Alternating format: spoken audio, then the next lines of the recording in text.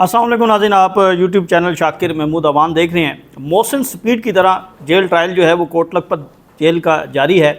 9 مئی کے آج 3 مقدمات میں جو ہے وہ ٹرائل کیا گیا۔ تفصیلات میں آپ کے سامنے رکھ دیتا ہوں۔ مقدمہ نمبر 103، 768 اور 97/23 میں آج جو ہے وہ جرا کی گئی، کراس ایگزامینیشن کیا گیا، وٹنسز جو ہیں ان کو ریکارڈ کیا گیا ہے۔ FIR جو ہے وہ 852، اس کی جو ڈیٹ ہے وہ نیکسٹ 26 ہے، اور ڈاکٹر یاسمین راشد کی مقدمہ نمبر 109 میں جو فیصلہ تھا ضمانتوں کا وہ ارجن ہوا ہے 21/7 کے لیے۔ اب دوسری جانب 2 جو گواہان ہیں ان کے اوپر کراس ایگزامینیشن کیا گیا مکمل طور پر، وہ ہے FIR نمبر 768 اور پروسیکیوشن جو وٹنس سے 3 اور 15۔ دوسری جانب 4 گواہان جو ہیں ان کے پارشلی کراس ایگزامینیشن ہوا ہے، یہ FIR نمبر 768 ہے، اور پروسیکیوشن کے جو وٹنس ہیں 12، 2 اور 7 اور 4، یہ ان کے اوپر پارشلی جو ہے وہ کمپلیٹ کیا گیا ہے، اور اس کے ساتھ 3 وٹنسز جو ہیں ان کے اوپر مکمل کراس ایگزامینیشن کی گئی ہے۔ یہ مقدمہ نمبر 103 ہے، اور جو پروسیکیوشن وٹنس ہیں 5، 12 اور 19۔ 6 جو گواہان ہیں ان پر پارشلی کراس ایگزامینیشن کی گئی ہے 103 میں، 7، 11، 14، 16، 17 اور 25، یہ ان کے پروسیکیوشن وٹنس نمبر ہیں۔ اب FIR نمبر 97 یہ بڑی اہم ہے، یہ اس کے حوالے سے میں آج ڈیٹیل آپ کے سامنے رکھوں گا۔ اس میں ایک گواہ جو ہے اس کے اوپر کراس ایگزامینیشن مکمل کی گئی ہے۔ اب گزشتہ روز جس گواہ کا بیان ہوا تھا وہ SHO سرور تھے، اور کل جب مسلسل 8 گھنٹے ان پر کراس ایگزامینیشن کی گئی میاں علی اشفاق اور برہان معظم ملک کی جانب سے، تو حالت غیر ہو گئی تھی۔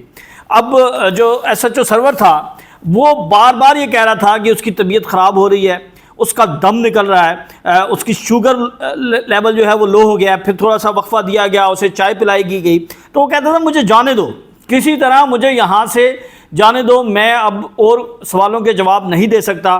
پھر یہ سماعت جو ہے وہ رات گئے تک جاری رہی تھی، اور پھر اس کو ملتوی کیا تھا آج کے لیے، اور آج کراس ایگزامینیشن جو ہے وہ مکمل ہوا ہے۔ اس سے پہلے میں سرور سے پہلے انسپیکٹر منیر کی ایک جو ہے وہ دلچسپ صورتحال آپ کے سامنے رکھنا چاہوں گا۔ انسپیکٹر منیر جو ہیں، کل ہم نے بتایا تھا کہ وہ بیرون ملک گئے ہیں، یعنی عمرہ کی ادائیگی کے لیے وہ سعودی عرب میں موجود ہیں۔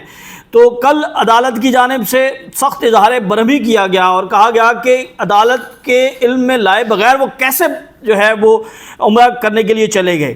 تو عدالت نے کافی برہمی کا اظہار کیا اور کہا کہ ابھی اس سے رابطہ کیا جائے، ابھی اسے جو ہے وہ لائن پر لیا جائے، اور ابھی اس کا جو ہے وہ کراس ایگزامینیشن کیا جائے۔ کل جو ہے وہ کوشش کرتے رہے، پھر ایک مرتبہ واٹس ایپ پہ رابطہ ہوا، تو پھر اس نے یہ بتایا کہ واٹس ایپ جو ہے یہاں پر نہیں چلتا، ایمو چلتا ہے، تو ایمو کے اوپر جو ہے وہ رابطہ کیا جائے۔ آج جو ہے وہ ایمو کے ذریعے رابطہ کیا گیا، اور وکلا کو کہا گیا، برہان معظم ملک کو کہا گیا، رانا معروف کو کہا گیا، ایڈوکیٹ حسن شاہ کو کہا گیا، ملک پرویز کو کہا گیا کہ آپ ان کے اوپر جرا کریں۔ تو آج بڑی دلچسپ صورتحال تھی، میں وہ آپ کے سامنے جو ہے وہ رکھوں گا۔ ایک تو ایمو کے اوپر رابطہ کیا گیا، اس کی ڈیٹیل میں آپ کو اس کے بعد بتاؤں گا، اس واقعے کے بعد۔ اب جب ایمو کے ذریعے اس کے اوپر رابطہ کیا گیا، جج صاحب جو ہیں انہوں نے دیکھا کہ یہ انسپیکٹر منیر ہیں، ان سے جب پوچھا گیا تو انہوں نے کہا کہ جی ابھی کچھ دیر پہلے انہوں نے عمرہ کیا ہے، اور عمرے کے بعد جو ہے وہ احرام کی حالت میں تھے، سر منڈوایا ہوا تھا، اور ان سے کہا گیا کہ جی چلیں آپ جو ہے وہ یہاں پر آپ کو سوال ہوں گے، جرا ہوگی، اور آپ نے اپنا بیان جو ہے وہ ریکارڈ کرنا ہے۔ اب جب یہ باری آئی تو ایڈوکیٹ برہان معظم ملک کی جانب سے کہا گیا کہ آپ جو ہے حلف لیں، اور ان کو جو ہے وہ حلف سنایا گیا۔ تو اس حلف کے جواب میں جو انسپیکٹر منیر ہے، یہ بڑی دلچسپ کنورسیشن ہے۔ انسپیکٹر منیر نے کہا کہ اگر میں جھوٹ بولوں یا چھپاؤں تو اللہ مجھ سے ناراض ہو، جبکہ حلف جو ہے، حلف یہ تھا کہ میں جو کچھ کہوں گا سچ کہوں گا، سچ کے علاوہ کچھ نہیں کہوں گا، اگر میں جھوٹ بولوں گا تو مجھ پر اللہ کا قہر نازل ہو۔ اب جو یہ گواہ ہے وہ یہ کہتا ہے کہ میں یہ نہیں کہوں گا کہ اللہ کا مجھ پہ قہر نازل ہو، میں نے جو حلف دینا تھا میں نے دے دیا۔ اب جج صاحب کو بتایا گیا تو جج صاحب نے کہا کہ تم وہ حلف دو جو یہاں پر لکھا ہوتا ہے، جو ہر وٹنس اپنی گواہی دینے سے پہلے حلف لیتا ہے، اور یہی حلف جو ہے وہ قانون کے مطابق لیا جائے گا۔ تو اس وقت دوران ویڈیو اس شخص نے، اس انسپیکٹر نے، اس گواہ نے انکار کر دیا. اس نے کہا جی میں یہ حلف نہیں لوں گا، میں یہ حلف ہرگز نہیں لوں گا. یعنی ابھی آپ عمرہ کر کے آئے ہیں، اللہ کے حضور جو ہے وہ حاضری دے کر آئے ہیں، اور اس کے بعد آپ کو کہا جا رہا ہے کہ آپ جو کچھ کہیں گے سچ کہیں گے، سچ کے علاوہ کچھ نہیں کہیں گے، اور اگر آپ جھوٹ بولیں گے تو آپ پر اللہ کا قہر نازل ہوگا. اللہ کے گھر سے حاضری دے کر فوری طور پر آپ کو کہا جائے. تو یہ صورتحال جو ہے وہ بڑی دلچسپ ہو گئی جب جج صاحب کی جانب سے کہا گیا کہ میں تمہارے خلاف جو ہے وہ کارروائی کرتا ہوں، میں ابھی لکھ دوں گا. یعنی عدالت کے اندر جو ہے وہ پریشرائز کیا جا رہا ہے گواہ کو کہ تم جو ہے یہ حلف دو. یعنی اگر وہ حلف نہیں دے رہا تو اس کا کیا مطلب ہے؟ اس کا مطلب یہ ہے کہ دال میں کچھ کالا ہے، اس کا مطلب یہ ہے کہ وہ کوئی چیز جو ہے وہ چھپا رہا ہے، اس کا مطلب یہ ہے کہ کوئی چیز ایسی ہے جس پر وہ حلف دینے سے انکاری ہے. جب عدالت کی جانب سے یہ 2 سے 3 مرتبہ کہا گیا کہ تم دہراتے ہو یا نہیں، یا تمہارے خلاف جو ہے وہ کارروائی کی جائے، تو اس نے کہا جی میں اللہ کا قہر نازل نہیں کہوں گا. اب یہاں پر شاہ محمود قریشی تھے. شاہ محمود قریشی کی جانب سے یہ مطالبہ کیا گیا کہ یہ تو بائنڈنگ ہے اور آپ نے ہر صورت میں یہ حلف دینا، اور اگر یہ حلف نہیں دیں گے تو پھر یہ گواہی جو ہے وہ قابل قبول ہی نہیں ہوگی. اس کی تو قانون میں تو کوئی اجازت ہی نہیں ہے.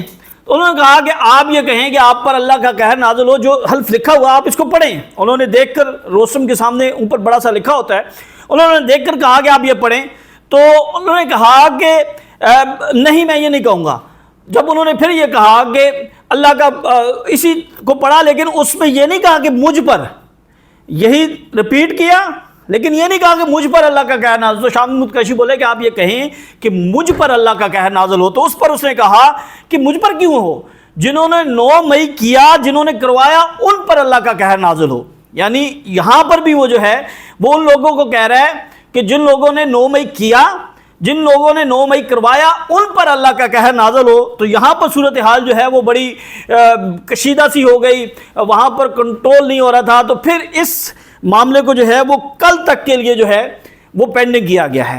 اب یہاں پر جو ہے جتنے وکلاء موجود تھے، برہان معظم ملک، ایڈوکیٹ میاں علی اشفاق علی، رانا معروف، اس کے بعد جو ہے حسن شاہ، امجد پرویز، ایڈوکیٹ عمار، رانا مدثر، اور جتنے بھی کونسل تھے ان کے وکلاء کی جانب سے اعتراض کیا گیا، اور بلکہ ایک تحریری درخواست دی گئی کہ ہم چاہتے ہیں کہ اس گواہ کو ذاتی حیثیت میں عدالت کے اندر پیش کیا جائے تاکہ ہم یہاں پر آئے اور یہ حلف دے، اور اس کے بعد ہم اس کے اوپر اجرا کریں گے. تو عدالت نے یہ درخواست مسترد کر دی. اب میں نے آپ کو کہا تھا کہ میں اس کے بارے میں آپ کو بتاؤں گا. تو دیکھیں، یہ لاہور ہائی کورٹ کی چیف جسٹس، موجودہ چیف جسٹس کی جانب سے یہ نوٹیفیکیشن جاری کیا گیا کہ آن لائن جو ہے وہ اب نہیں ہوگا. آن لائن کسی کی گواہی جو ہے وہ نہیں مانی جائے گی، اور اس حوالے سے ہائی کورٹ نے نوٹیفیکیشن بھی جاری کیا. اور تاریخ میں بھی اس طرح کی کوئی مثال نہیں ملتی کہ اگر کوئی بندہ عمرے پہ گیا ہوا ہے اور اتنی جلدی ہے کہ اس کو عمرہ کرنے کی جو ہے وہ اجازت نہیں ہے، پہلے آ کر وہ بیان دے گا. تو اس کے اوپر میں آپ کو بتا دوں کہ یہ نوٹیفیکیشن ہائی کورٹ کا موجود ہے. ہائی کورٹ نے یہ قرار دیا ہے اس نوٹیفیکیشن کے ذریعے کہ اب جو آن لائن ہوگی حاضری، آن لائن جو وٹنسز کا بیان ریکارڈ کیا وہ نہیں ہوگا. اس سے پہلے ہو رہا تھا، لیکن یہ موجودہ ہائی کورٹ کا حکم ہے جس کے اوپر جو یہ کہا گیا ہے کہ آن لائن نوٹیفیکیشن کے ذریعے اب جو ہے وہ اس معاملے کے اوپر جو ہے وہ نہیں ہوگا. اب میں تھوڑا سا کل والے بیان کے اوپر بات کر دیتا ہوں انسپیکٹر سرور کی. انسپیکٹر سرور جو ہیں یہ تفتیشی ہیں، ان کے اوپر جو ہے وہ جرا جب کل کی میاں علی اشفاق نے اور آج رانا معروف نے، انہوں نے ان سے یہ پوچھا کہ آپ تفتیشی ہیں، آپ یہ بتائیں کہ 3 ماہ آپ نے اس کی انویسٹیگیشن کی، لیکن اس کے باوجود آپ وہ سٹار وٹنسز، یہ بڑا اہم نقطہ ہے، وہ دونوں سٹار وٹنسز، ایک تفتیشی جب بھی تفتیش کرتا ہے تو اس کا یہ فرض ہوتا ہے کہ جو سٹار گواہ ہے، جو مین گواہ ہے، اس کا پوری انویسٹیگیشن کرنی ہے. لیکن اب معاملہ یہ ہے کہ وہ یہ بتاتا ہے کہ 9 مئی کو جب سٹار وٹنس کہہ رہا ہے کہ وہ زمان پار گیا، جب سٹار وٹنس یہ کہہ رہا ہے کہ انہوں نے اس سازش کو دیکھا سنا، تو ان سے یہ پوچھا گیا آپ یہ بتائیں کیا آپ زمان پار گئے؟ تفتیشی کہتا ہے میں نہیں گیا. انہوں نے کہا چلیں آپ یہ بتائیں کہ سٹار وٹنس سے آپ نے اس جگہ تک انہیں لے کر گئے جس جگہ سازش ہوئی؟ وہ کہتا نہیں. چلیں آپ یہ بتائیں کہ آپ نے یہ ثابت کرنا ہے کہ کیا یہ دونوں لوگ اس وقت وہاں پر موجود تھے, کوئی آپ کے پاس ثبوت؟ انہوں نے کہا نہیں. چلیں یہ بتا دیں کوئی سی ڈی آر آپ دے دیں؟ انہوں نے کہا نہیں. اور چلیں آپ سیف سٹی کا کوئی ریکارڈ ثابت کر دیں جس سے یہ ثابت ہو کہ حسام افضل اور خالد یہ دونوں جو ہیں یہ 9 مئی کو زمان پاک میں گئے تھے. انہوں نے کہا نہیں. یعنی آپ ان کی موجودگی وہاں پر ثابت ہی نہیں کر سکتے, یا آپ کے پاس ایسا کوئی ریکارڈ ہی نہیں ہے. یہ جرا کے دوران باتیں ہو رہی ہیں, اور یہ تفتیشی خود اعتراف کر رہا ہے کہ میرے پاس کوئی ایسا ثبوت نہیں ہے جس سے میں یہ ثابت کر لوں کہ حسام افضل یہ جو دعویٰ کر رہا ہے یا یہ جو بیان دے رہا ہے یا یہ جو بات کر رہا ہے کہ سازش اس کی آنکھوں کے سامنے ہوئی, اس کا کوئی ایویڈنس نہیں ہے. آپ کے پاس کوئی ثبوت نہیں ہے. ہاں وہ زبانی کہہ رہا ہے, وہ جو زبانی کہہ رہا ہے وہی ماننا پڑے گا. وہی یعنی آج کل کے دور میں کہ ایک شخص جو ہے وہ زبانی اگر آپ کے اوپر الزام لگا دے گا تو اس کے اوپر پورا 9 مئی کا مقدمہ کھڑا ہوگا, اس کے اوپر 10 سال کی سزائیں دے دی جائیں گی, اس کے اوپر جو ہے وہ 1.5-2 سال تک کے لیے آپ کو پابند ثلاثہ رکھا جائے گا. اور یہ وہ سٹار وٹنسز ہیں.